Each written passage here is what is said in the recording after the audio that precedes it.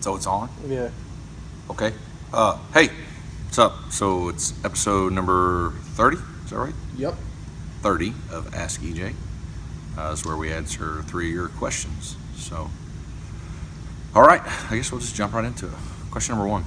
Question number 1 comes from Kyle out of Reno, Nevada. Reno. Reno. Actually, I was just there in Reno with Axelson Tactical's grand opening. It's where I got this shirt, Axelson's logo in the Superman form. Pretty funny. Awesome. Well, sure enough, he said it was great to see you in his neck of the woods. What? Yep, he was there. Who's this? His name's Kyle. Kyle. What's up, Kyle? And he asked, how should someone train for EDC if they do not have the necessary amount of funds for classes, range time, ammo, holsters, etc.? Man, we're just starting off with a hard one, aren't we? It's like saying, how do I become a NASCAR driver without ever driving a NASCAR? It's kind of hard. So, he's talking about EDC? Yep. Okay. How do I practice EDC when I can't, like, go to classes? Yep. Well, get you a blue gun off of, like, eBay or something and practice drawing from concealment. And you can do that, like, if you've got one of the mirrors at the end of your hallway, you can face your back to the mirror and then turn around and work on, using that blue gun to shoot that bad guy in the mirror. And that way you practice your draw. Getting the gun in the fight is, tends to be the hardest thing because most people really don't practice that. Like when you go to a shooting class, you see everybody out there with their outside the waistband holsters, them big Kydex monstrosities, and that has its purpose because you're doing a lot of holstering and drawing and holstering and drawing. However, that's not the real world unless that's how you open carry, So using two hands to get the shirt up and then driving down the gun hand onto the gun and getting a good purchase on that gun and getting it up in the fight is pretty important. You could dry fire, Now, enter safety clause here. Make sure that gun is unloaded. Excuse me. Boy, someone's gonna have a field day with that one, right? Yeah. Make sure the gun is unloaded and put the ammunition in another room, and then you could dry fire. You get you a SIRT pistol and utilize that and draw, and then you can work on first shot success. The first shot is what matters. Not only does it need to be a hit, but it needs to be a lethal hit. You could do all that practice while sitting on the couch. Yeah, sitting on the couch where you're kind of sunk in. If your couch is like mine, your butt kind of sinks into it. Yeah, use your little SIRT gun or blue gun and try to draw from that position. That gets a little cumbersome. You just never know what situation you're going to find yourself in. And then you could also practice moving. If you're going to use a blue gun or a SIRT gun, then practice walking towards that mirror at the end of your hallway, forwards and backwards, trying to keep the gun as level as possible. So there's a myriad of things that you could do with an unloaded pistol. I can't believe I said that. Anyway, there's a myriad of things you could do, Kyle, that would aid you. Now, nothing takes the place of live training. Nothing. Because you actually need to fire that pistol, deal with the recoil, all the trigger stuff that goes along with it. But until you can get there, then I would look at, a blue gun, SIRT gun, or, dry fire. So, I mean, if you look at like a dry fire situation, if you dry fired like at least, somewhere like 20 times a night, think about how many draws, good grips, sight alignment, trigger pull that you got in as practice. That's a lot, and it adds up over time. So there's a lot of valuable training if you will get your mind right, and that's the thing. Don't game it. Get your mind right, focused on what you're there to do, and then take all that and do it in the dark, because that's more than likely where you'll be using your gun, in the dark. Drawing from concealment in the dark, a lot of people tend to drift their eyes down and look. You can drift all you want to, probably be hard to see. So then you get the natural feel of it. Yeah, same way you can see that those night sights don't illuminate the threat. Gotta have a light. So yeah, you can do all that with dry fire, assert, or a blue gun. All right, that's a good question. Cool. Did he really say he saw me in Reno? Yeah, he did. Well, I guess there were a lot of people at the Axelson Tactical. There were a lot. So a lot of people. Standing room only. It was good though.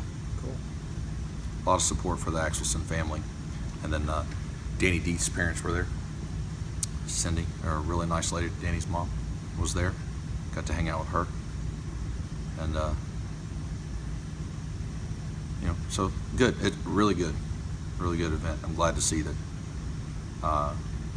Jeff had a big turnout. So Jeff Axelson is Matt Axelson's brother. If you don't know who we're talking about, Lone Survivor movie, the Marcus Luttrell, Operation Red Wings, Danny Dietz, and Matt Axelson, along with Mike Murphy, the 3 SEALs that got killed. So Jeff Axelson, Matt Axelson's brother, opened up Axelson Tactical. They do a lot of tribute rifles and give back to the several charities, so it's good. Cool. All right, anyway, second question. Sorry. No worries. Comes from Jordan from Waterford. Didn't give a state. Waterford, Mississippi. There's a Waterford, Mississippi. Of course, I'm sure there's a million Waterfords. Yeah, it could be. All right. Kind of like in The Simpsons where they didn't know which Springfield they're from. Anyways.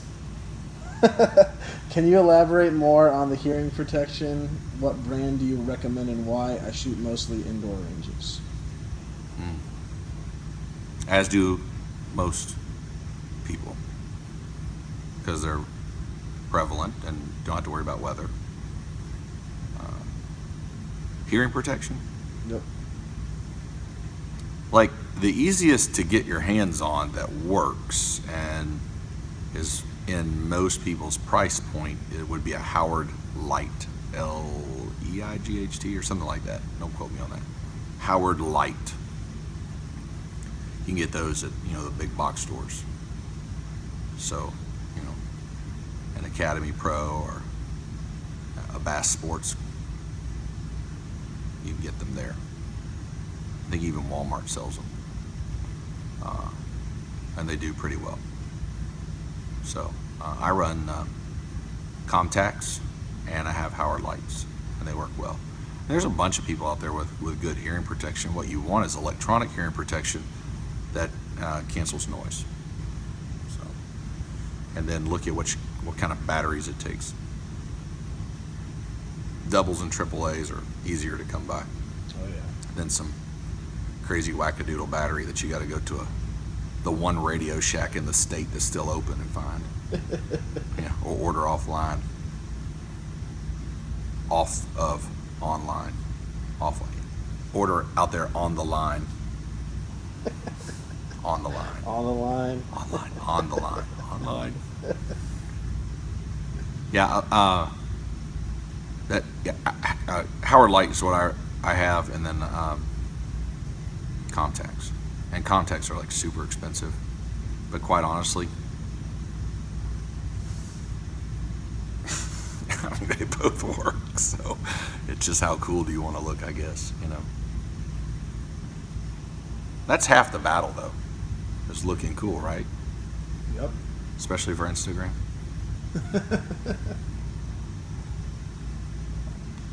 Okay, Cool. next question. Number 3 comes from Anthony from Maine. From Maine. Maine. Just whole place. That's ought to be interesting. Maine. EJ, what should I focus on while practicing? Accuracy, drawing, moving and shooting, fast shooting? Due to being new to firearms and self-defense, I am financial focused on purchasing ammo to stock and practice with. Basic firearms, got a Glock 26 and 17. Yes, I know I should have just bought a 19. And just bought an AR-15 and mags. I plan to get more training in the future. Just want to know, what do you think someone new like myself to shooting should focus on while practicing? I'm practicing once a week with about 100 to 150 rounds with my carry gun. Accuracy, speed will come. Accuracy. If you are accurate, consistently accurate at a certain speed, start to increase your speed, and then make your target smaller. You know, I would get a 3x5 card and just shoot those. Super easy. I'll work on that. We have a front sight 50 drill for 50 rounds, and it's a pretty good drill. It's what I warm up with, and it helps you on your accuracy. And then outside that, shoot a 3x5 card, and accuracy over speed, speed will come. So there's this whole balance of speed and accuracy that you have to know what you're capable of. And there's nothing wrong with being slow and accurate as long as you're continuing to work on it. So, you know, there's a lot of cool guy sayings out there about it. So, you know, what I'm telling you is pretty true across the board from the instructors that I know. You know, speed is what Larry Vickers says, speed is fine, but accuracy is final. But once you're accurate and consistently accurate, you either need to speed it up, make your target smaller, and then increase the distance. So that's what I would say. Cool. So is that 3? That's 3. Can we put a link in there to the front sight 50? Yeah, I can do that. Okay, cool. All right, well, good. Those are some pretty good questions. We went from Waterford to wherever Waterford is, to Maine. So we went from Reno to Maine. Across the country. That's why I'm tired. Coast to coast. Cool. All right, well, some good questions. Keep them coming. We need more questions. So submit them in the, is it a description box? How do you say that in YouTube language? I think it's a description box. I have it. It shows up on the screen, and then it's also in the description box because for mobile people, it's not in the screen. Oh, okay. All right. Anyway, it's somewhere in that area, yonder way, or wherever. You can find it. So submit us some more questions, and hopefully he'll pick one of them, and I'll answer them. Cool. If you are not a member of our Sheepdog Society, man, it sucks to beat you, because we're going to carry this thing on, and we're going to answer some more questions inside the Sheepdog Society. You can become a member pretty easy. It's like $10 a month. Every single course we've ever done and all the new courses that are coming out are inside. You get all of that, access to that, all the reports, and a whole bunch of other stuff, including the continuation of us answering, I should say, questions. So good times. Anyway, appreciate it. Thanks, guys. If you like these videos and stuff, please share them, and see if we can get some more subscribers. That'd be awesome if we could. But appreciate it. So as always, stay alert and practice often.